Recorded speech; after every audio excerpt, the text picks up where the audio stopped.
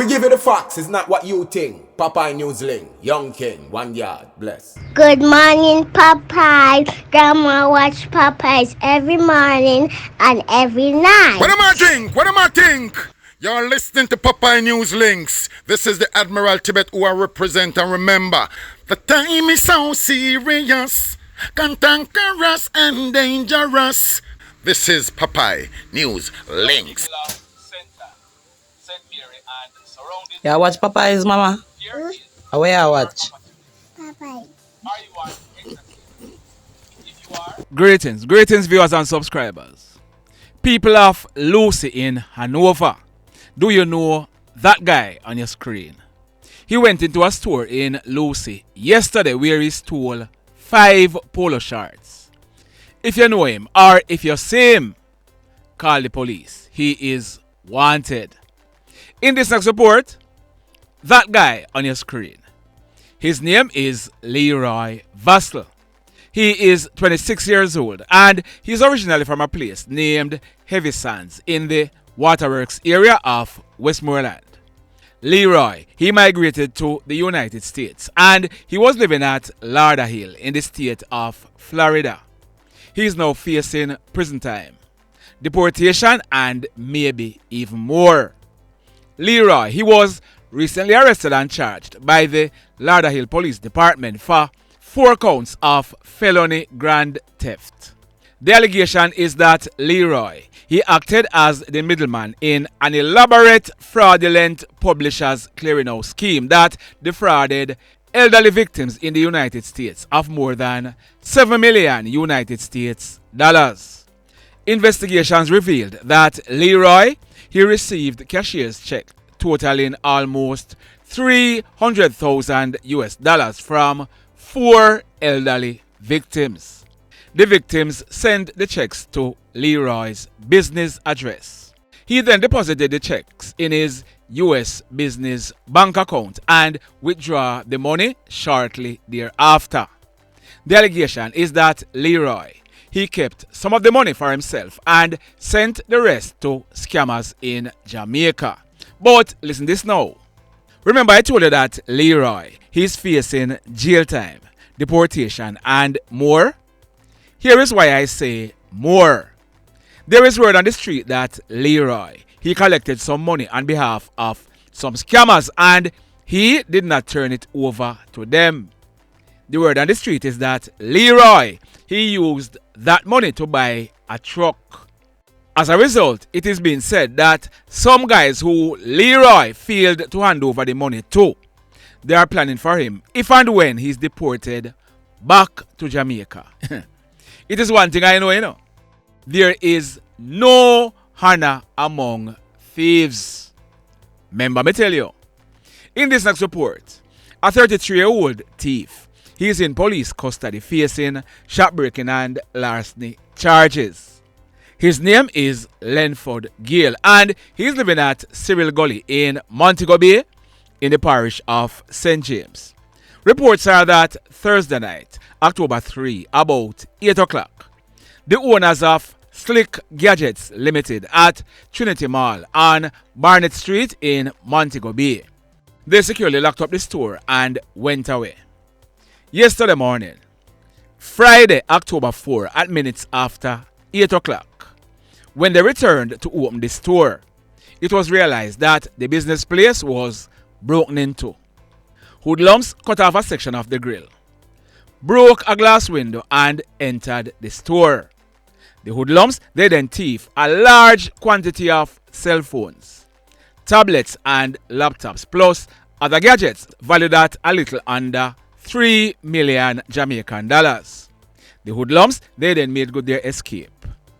Yesterday, Friday, October 4, detectives in St. James, acting on intelligence, they carried out a raid at Lenford's house where a number of iPhones, SIM cards and other electronic devices that were stolen from the store were recovered in Lenford's house.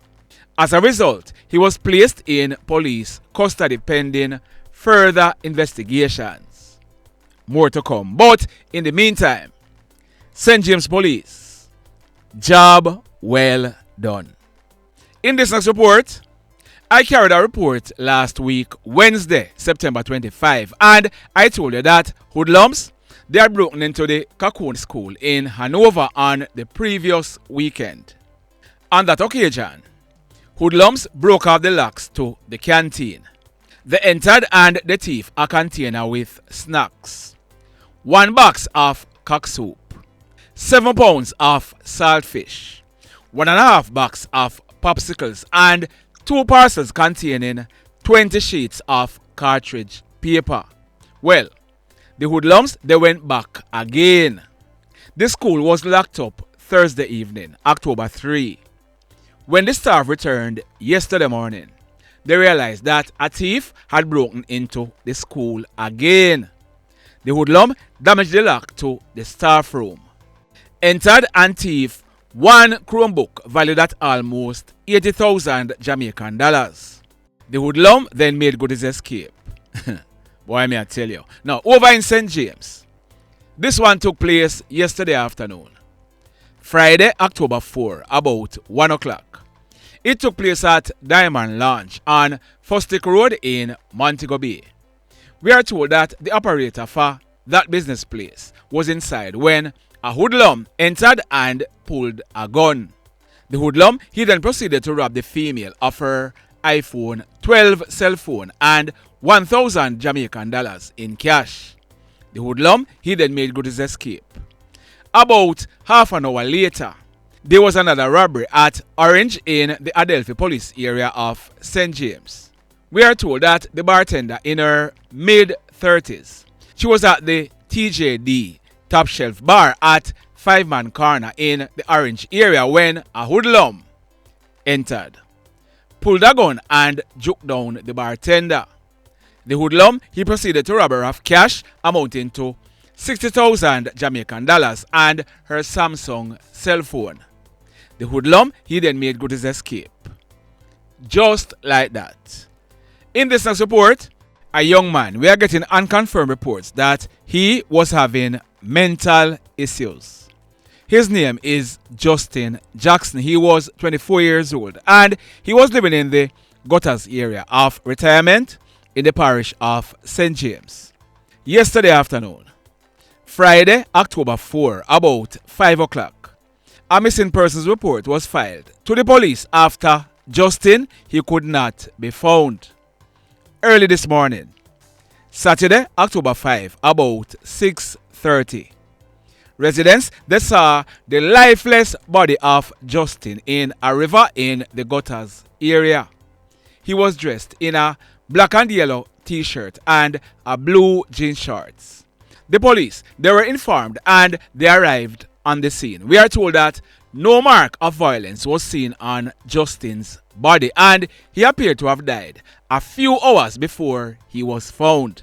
It is being suspected that Justin, he drowned, but a post-mortem examination will be done to ascertain his cause of death.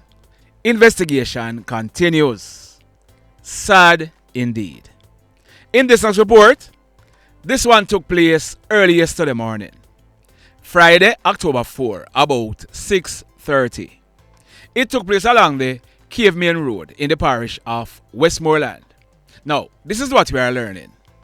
That man on your screen, his name is Sanjay Thompson, but he was popularly known as DJ Range. DJ Range, he was born on February 17, 1994. 30 years old, and he's from Peckham in the parish of Clarendon. If you look on your screen, there are 2 flyers. The one to your left is DJ Range hosting his birthday party on February 17 last year, and the one to your right is an upcoming event that he should be hosting on December 14, but that was never to be. DJ Range, we are told, was a hard worker. He worked as a sideman on a truck and he lived at Fairview Boulevard in Spanish Town in the parish of St. Catherine. Early yesterday morning, DJ Range, he was out on the hustle. He was on the back of a white 2006 Freightliner M2 motor truck that was traveling along the Cave Main Road towards Savannah Lamar. Another sideman was in the front of the truck. A black and white Mack truck was coming in the opposite direction heading towards Bluefields when a door on the right side of the truck body of the black and white Mack truck swung open. The door, it then made impact with the right side of the white Freightliner motor truck that DJ Range was traveling in. The door fell off and it hit DJ Range, who was on the back of the truck. It also caused damage to the truck. As a result of that impact, DJ Range, he received serious head injuries. He was rushed to the Savannah Lamar Hospital where he was admitted in a very serious condition.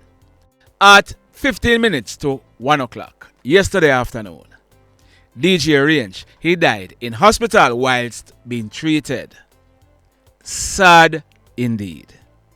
In this next report, two 29-year-old brothers are dead. This is due to an incident that took place early this morning, Saturday, October 5, about 1 o'clock. It took place along that road. That's the Spot Valley Main Road in the parish of St. James. We are told that a dead yard was being held in the area and a lot of persons were out. A guy named Vinroy Miller.